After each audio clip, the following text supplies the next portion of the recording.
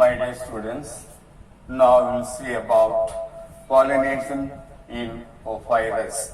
Ophrys is an orchid. The Ophrys is pollinated by bees. The morphology of the Ophrys female flower is very much resembled to that of the female wasp cola. So the male wasp mistakes the female flower as female wasp, tries to copulate. That copulation is called pseudocopulation. During the pseudocopulation, transfer of pollen grains takes place. So cross-pollination is affected in the case of Ophrys. Next, come to the pollination in fig plant. The fig plant is botanically called Ficus carica. Here also pollination takes place like that of the Ophrys orchid. Here the wasp Blastophaga senes carry out cross-pollination in Ficus carica. Here also the male wasp approaches the female flower of Ficus carica and tries to copulate. And that copulation is called pseudocopulation. During that process, automatically transfer of pollen grains takes place. That is the cross-pollination is affected in the case of fig plant, Ficus carica. Now come to advantages of cross-pollination. There are several advantages due to cross-pollination.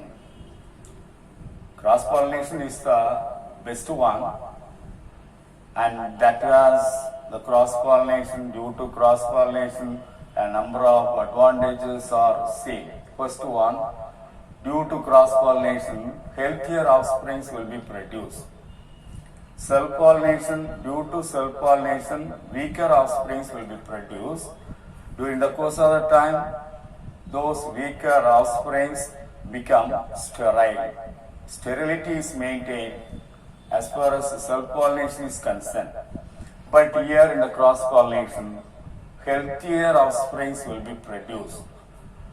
Here, the seeds formed due to cross-pollination will have germination capacity, better germination capacity. All the seeds will have better germination capacity. Due to cross-pollination, new varieties are produced. But in the case of self-pollination, only repeated character is formed repeatedly. Here, adaptability to the environment is better. The newly formed plants, due to cross-pollination, will have more adaptability to the environment. So that is considered as advantages of cross-pollination. Come to disadvantage. Even though we consider that cross-pollination is the best one, some disadvantage can be seen in cross-pollination. First one, the external agents are necessary to carry out cross-pollination. Without external agents, there are so many external agents, biotic agents, abiotic agents. Abiotic agents are water, wind. Biotic agents are animals. In animals, there are so many divisions are there: insects, birds, bat, snails, ants, etc. They will carry out cross-pollination. Without those agents, cross-pollination is not taking place. It is impossible. And in some of the plants, various devices are adopted in order to promote cross-pollination, in order to carry out cross-pollination. Without those adaptations, the cross-pollination is not taking place in that particular plant. So these two are the disadvantage. Come to significance of pollination. Pollination is a prerequisite for fertilization.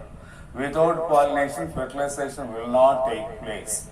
In the sexual reproduction, first process is pollination, second process is fertilization. These two are very important in order to carry out sexual reproduction. The pollination is followed by fertilization in all the cases of sexual reproduction. So the pollination is the prerequisite for fertilization. The pollination brings male gamete and female gamete closer to the fertilization. Then only fusion of the male and female gamete takes place. That process is called fertilization. And it induces variations due to mixing up of various genes. In cross-pollination, genes are brought from various parts of the plant, from various plants. Different pollen grains are brought to one plant due to cross-pollination. That will induces variations due to mixing up of various genes.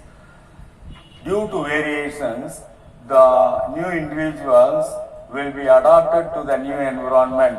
That result is speciation. So these are all the significance of pollination.